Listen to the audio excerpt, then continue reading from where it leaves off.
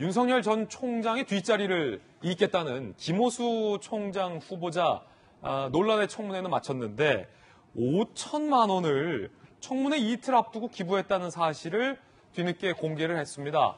8개월간 변호사 생활을 하면서 월 수임료를 3천만 원 가까이 받았던 것에 대해서 5천만 원을 기부했다라는 건데 이게 논란입니다.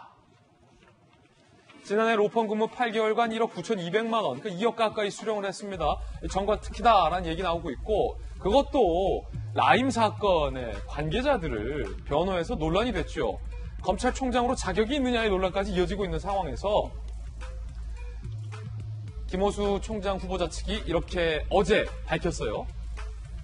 지난 24일 청문회 이틀 전이에요. 5천만 원을 기부했음을 뒤늦게 밝힌다. 이거를 어제 또 뒤늦게 밝혔어요. 청문회 이틀 전에 나 5천만 원 기부했습니다. 라고 뒤늦게 밝힌 건데 자, 요 의미 김영주 의원님. 네. 이게 청문회 이틀 전에 기부를 했단 말이에요. 그러니까 뭔가 내가 다 너무 많이 받은 거에 대해서 국민들에게 송구하게 생각한다는 의미로 사회 하나한다는 의미에서 큰 돈이잖아요. 5천만 원을 기부했다. 참 정의롭고 따뜻한 행동인데 그런 메시지를 강조하고 싶었던 것 같은데 공교롭게 청문회 이틀 전에 딱 기부를 하고 그거를 또 어제 뒤늦게 밝힌다라고 굳이 얘기했어요. 네. 이거 어떻게 평가하십니까? 그러니까 양가적인 거죠. 하나는 특혜를 인정한다는 의미가 솔직히 숨어 있잖아요. 네. 특혜를 인정했기 때문에 특혜에 대한 다시 내가 내놓겠다라고 하는 것들이고 또 하나는 청문회 과정에서 그 이야기를 하지 않았다는 것은 내가 선행을 했다. 그런 걸 얘기해 주네. 선행을 한 것, 예를 들면 청문회 해명을 하기 위해서 돈을 낸 것이 아니라 예.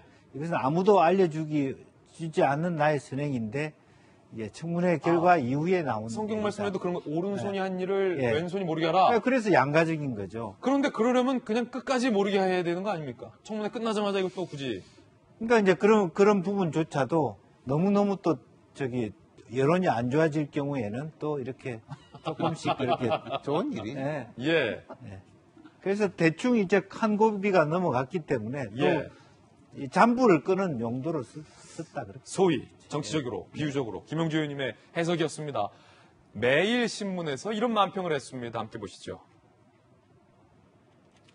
자, 저 변호사 수임 관련해서 특히 정관 예우 변호인 역 할 때는 이제 김호수 변호인 라임 관련돼서 변호를 했죠.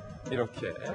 그런데 얼굴에 점을 하나 찍으면서 검찰총장으로 점 하나 찍고 변신하려 한다라는 비판적인 만평을 매일신문이 그리기도 했습니다. 오늘부터 검찰총장 라임 변호에 대한 어떤 비판을 이런 식으로 표현했기에 만평도 소개해드립니다. 야당의 비판 들어보시죠.